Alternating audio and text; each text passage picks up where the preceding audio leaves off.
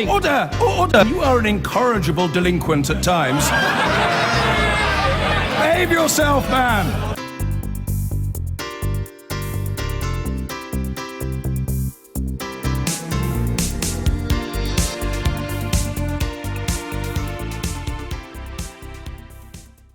The cruelty of dementia is well known.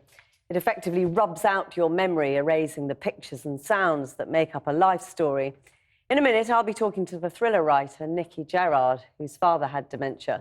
But first, we look at a small charity project called My Life Films, which puts photos and film footage together to create a documentary of the life of the person with dementia, to try to jog their memory, but also to act as a talking point for the people caring for them.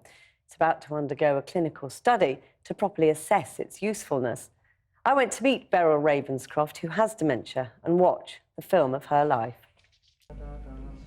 At 90, Beryl Ravenscroft has lived a full and happy life, a mother of 3 and grandmother to 7. But her memory of that life is incomplete. People and events eroded by the cruelty of dementia, first diagnosed 8 years ago. In my mother's case, it's quite interesting. It's stripped her down to her essence. She loves music, so she sings a lot of the time. She always had quite a sense of humour, so she likes sort of making people laugh and joking. I've lost the mother-daughter thing, but I have almost gained more of her love, strangely. That was just after the war, in fact. They look fantastic, don't they? Yeah. The family gathered together old photos and stories for the charity My Life Films, which have turned it into a film about Beryl's life. And what do you expect, or what do you hope for?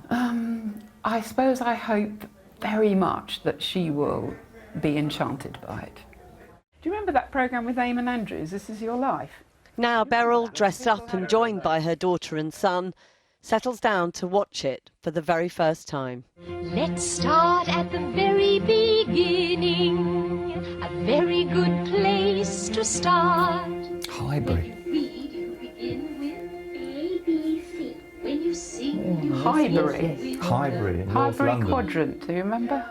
North London, did you say? North London. North London. 3 notes just Oh, happen look at that little girl. That's you. Oh, no, it's not. Look at this little girl. That's you as well. Doe, a deer, a female deer, ray. Look, Mummy, look, oh, and you'll miss something. Look at that. No, I will. Look. That's your smile. I call What, myself. when I was there years ago. Yeah. Yeah, on the beach. Oh, that's a lovely That's a great photo. Gosh. That's a great photo. God, you look like twins there. Oh, look, that's your wedding day. Is that you as well, then? Looks like me, doesn't it? Well, it must That's- be now. that's It does Daddy. look like me. Alan. There you look, Mummy. There's the whole lot, whole wedding party.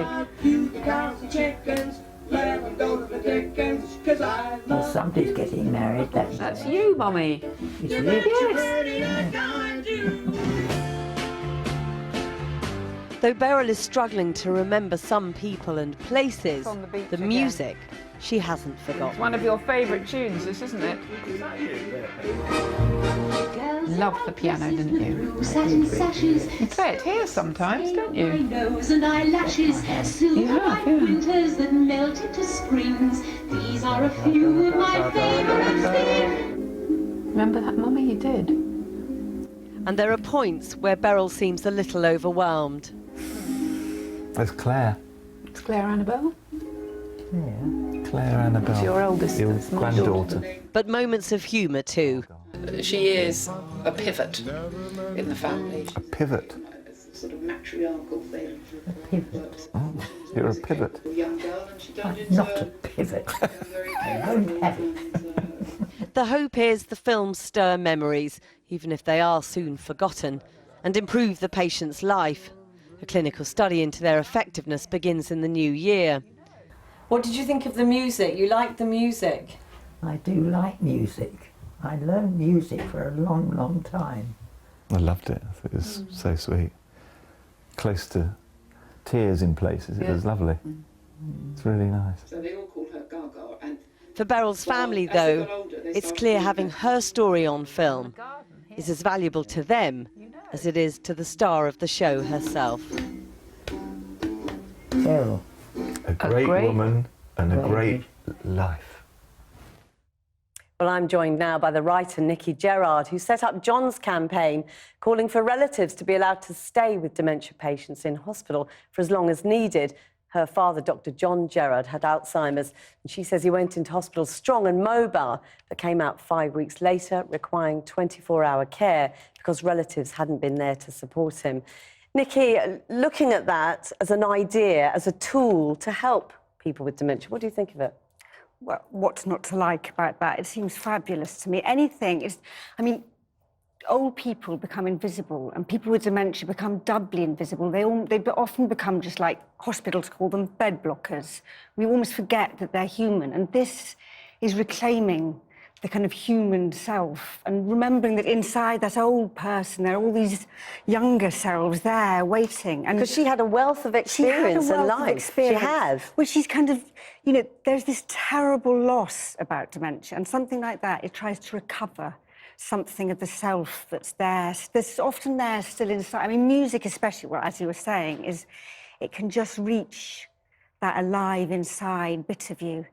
And also it's like recognising that sense that they're still human there. They're still human, they're still precious, they still need to be attended to. I mean, one of the ideas of the project is that there's a smaller version of the film which can be given to carers who may not know the person with dementia, but it gives them some of that background. How useful do you think that would be? Well, that seems, almost more crucial than her having it to look at and her relatives having it to look at, which is very powerful and moving. If people who don't know that old person, the person with dementia, because it's very, I mean, you know, as I was just saying, it is very easy just to think there's somebody to kind of give drugs to clean up, just to treat as some inconvenient object. And when you see a film like that, not only do you learn their history and so you know how to talk to them, it kind of brings it home to you that, sorry, I'm banging my microphone, brings it home to you that they're somebody who needs to be valued and attended to. And do you think that didn't happen with the experience with your father? It didn't happen. It couldn't happen. He was in hospital. 1 and 2 beds in some hospitals are occupied by people with dementia. Nurses and doctors cannot kind of do the caring. They can do the doctoring and nursing. So it absolutely did not happen because it couldn't. And he was there for nearly 5 weeks. And in that time, he was...